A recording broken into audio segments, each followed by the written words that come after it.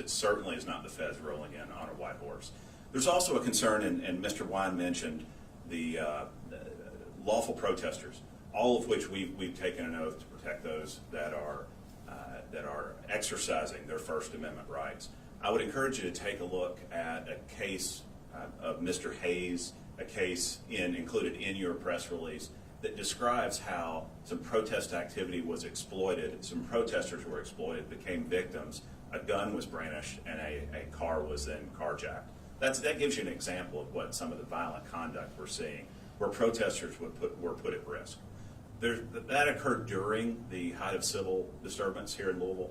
There's a real concern that we're seeing these increases in violent crime, homicide, shooting, carjackings, that some are exploiting lawful protesters. Some are exploiting these First Amendment activity for their own criminal purposes. They're exploiting the fact that law enforcement is stretched thin.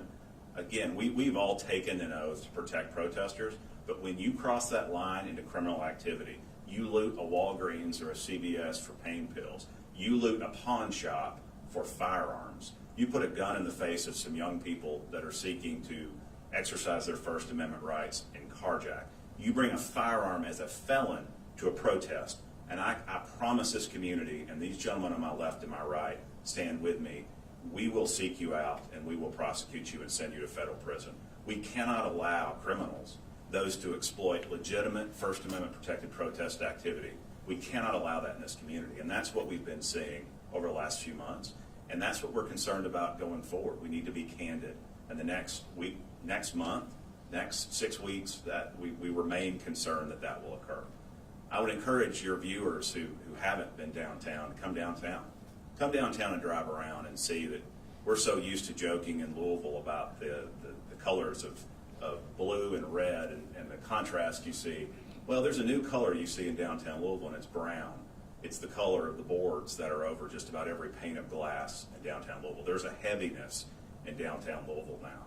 I would encourage people who live in this community and live in this Commonwealth to come downtown and see what's become of their downtown. I can pledge that those on my left and my right will do everything in our power to protect those who are protesting, but everything in our power to send those who cross that line and put protesters at risk to prison outside of this community. Lastly, when I last stood here last week, we were announcing a significant gang initiative, a roundup of a number of individuals affiliated with a violent street gang. And I want to make an apology because a couple of years ago, sitting with my friend Sadiqa Reynolds, I promised that anytime I talked about a law enforcement effort, I would be candid in saying that law enforcement is not the only tool, that we're not going to be able to arrest our way out of the challenges. And I didn't make note of that last time, and it's an important point. Law enforcement is an essential tool. What we're talking about here is an essential tool to protecting families. You can't get to education. You can't get to job training. You can't get to some of these root causes unless there's a safe environment. And so we're not standing here saying that we have the exclusive remedy, but we're standing here saying that we have an essential remedy. And this community must have a valid, robust, constitutional law enforcement presence for those more problematic areas to be addressed. And so I just want to concede, I didn't mention that last time, but to honor my promise to Ms. Reynolds, I want to say that out loud. This is an essential effort, but it is not the only remedy to bring this community forward. So with that, and I want to give one disclaimer, it's natural that you'll want to address questions, whether it's Mr. McAtee or Ms. Taylor, but we're here to talk about a significant collaborative effort that's tackling violent crime in this community. What we're not going to be able to talk about are any ongoing investigations. So certainly it's your right, and I understand that you may want to touch upon that, but we're not going to be able to address any ongoing investigations. But with that, any questions that we can address, we're certainly happy to. Mark? In the case of David Boggs, for example, who I believe is the details of the case where his son was responding to an ad, that he was selling a phone or something like that. They arrive, they make the transaction.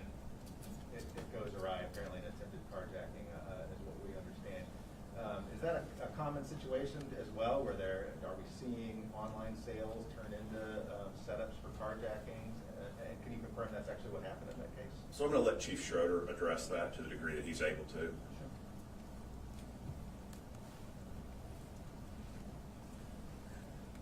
So the Boggs case is currently under investigation by our homicide unit. There are some details I won't be able to discuss today. But speaking in generally, not solely within the last few months, but over a course of years, you've seen us create things like safe spots for people to exchange information. We have seen the various sales websites, whether it be the one you mentioned up or any of the variety of others, used as tools to lure people to be robbed. And I think that's probably what you're looking at there is probably a robbery that went bad. Is that one of several methods that they're using to lure people in carjackings, or can you describe what they typically do to try and engage a victim before the carjacking occurs? Carjackings tend to be all over the map. It could be a crime of opportunity where they see somebody. It could be something where they lure a person. Each case is different. We've certainly seen cases where people are in their own driveway and somebody attempts to carjack them in their own driveway. So it's really all over the map. It's a crime of opportunity. And this would be for you too, I guess. With staffing being stretched thinner and also, as we noted, the homicides up, what type of capacity do you have to investigate carjackings and bring those investigations to the prosecutors? Yes, our staffing is obviously challenged at this time. We've had a number of officers leave the department, and we are dealing with issues in the community such as the ongoing protests. So that's why partnerships like these, where we get additional resources, are very, very valuable. I can promise you our officers and our detectives are working as hard as they can to solve all of those issues. But it's not something we can do alone. It is a team effort. Is there any particular case or number that happened and it prompted you to start the task force or create the task force? It's an overall pattern. I think all of us in here saw the pattern we were seeing, and we were alarmed for our community, and we want to solve it with U.S. Attorney Coleman's leadership. We are looking to solve this problem. When you talk about the wide range where they're happening, last week I was sitting at my kitchen table. I saw the LMPD helicopter, and I later found out that there were 2 suspects in the area that were pursuing. Yeah, and that could be for a variety of things. I don't know the specific incident. In the polo field. Yeah, there's a variety of incidents, and our helicopter is actually one of the best tools we have across the community.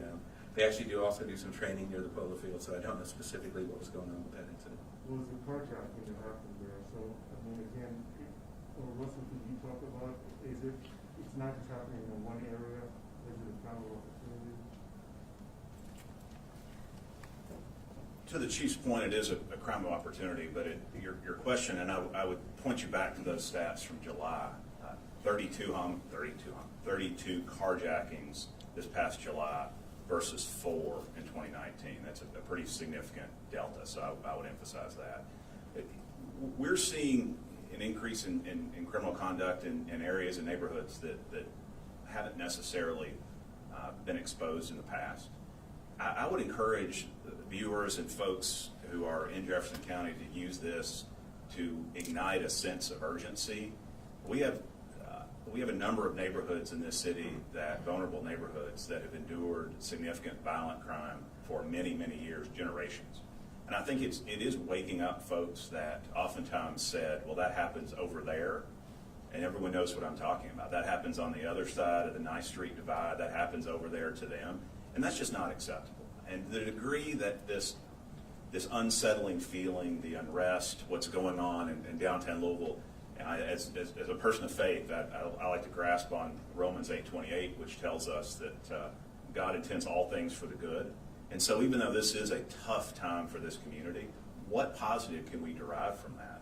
Well, we can start paying attention to neighborhoods that have endured unacceptable levels of violent crime for generations. But it's been over there, and we've not had a sense of urgency in this community to tackle it. And so the degree that this can focus our entire community over assisting neighborhoods that have been vulnerable and getting at that root cause as well. But we have to, with a sense of urgency, tackle violent crime. And we know the vast majority of violent crime in this city takes place in a handful of neighborhoods. So, I wouldn't assert that. We haven't seen that trend yet. Our fear is we're talking violent conduct, and even though every carjacking looks a little bit different, and I would encourage you to look at what triggers a mandatory minimum that's detailed in the press release, a firearm is almost always used. And so it's just a matter of time before someone we have more families, we have more individuals that are killed or injured through this process. So it is a ticking time bomb, which is why we have this degree of proactivity here. I'm so pleased to be joined by agencies that you don't normally see in Jefferson County to a degree, to have Lieutenant Colonel from the Kentucky State Police. I told him earlier, I was so pleased to see Gray up here. The state police is here in Jefferson County. You see them during the fair. You see them during large events. But you're seeing our colleagues from the state police here raising their hands saying, we want to step up and assist you as well. The challenge is that great. Time for one more question. Is this an issue that is growing, especially in Louisville, especially in Kentucky, and is this a unique task force to pull together? So your question comes up oftentimes in discussions of trends we're seeing. Are they unique to Louisville? The violent crime trends, the homicide trends, the shooting trends. And because we are seeing increase in this type of conduct in large cities, in similarly situated cities like Cincinnati, like Indianapolis, to a lesser degree like Nashville, like St. Louis. And yes, we are seeing increases in violent crime elsewhere, but that's irrelevant. I'm not the United States Attorney anywhere but the Western District of Kentucky, and these gentlemen aren't sworn to protect any other city but this one. And I say that with a degree of stridency, that we have a responsibility to tackle the challenges here. And so we're not going to normalize it by saying it's happening elsewhere, so it's okay or it's not as significant. We're responsible for those carjackings. We're responsible for those 95 homicides. We're responsible for mitigating those 348 shootings to date. So what happens in St. Louis, what happens in the West Coast is just not relevant. The uniqueness of this degree of collaboration is somewhat unique. You're seeing across the country as the challenge grows, you're seeing federal, state, and local come together. But I will say what makes this unique are the personalities and the leaders of these agencies. Because we're living in as much as it's a challenging time, whether it's dealing with COVID challenges and COVID fraud, whether it's dealing with an increase in child exploitation during COVID that we've seen across the Commonwealth, whether it's dealing with an increase in violent crime here in Louisville, you're seeing collaboration because of the personalities and the leadership of the folks on my left and my right, and that is very unique, and we're blessed to have these leaders in these roles. As it currently stands, carjackings could be listed under many different crime codes. Is there going to be a code actually specifically assigned to carjackings to help track the data of those carjackings? So I'd be way over my skis in attempting to answer that. I'm going to ask the chief or Mr. Wine to address that.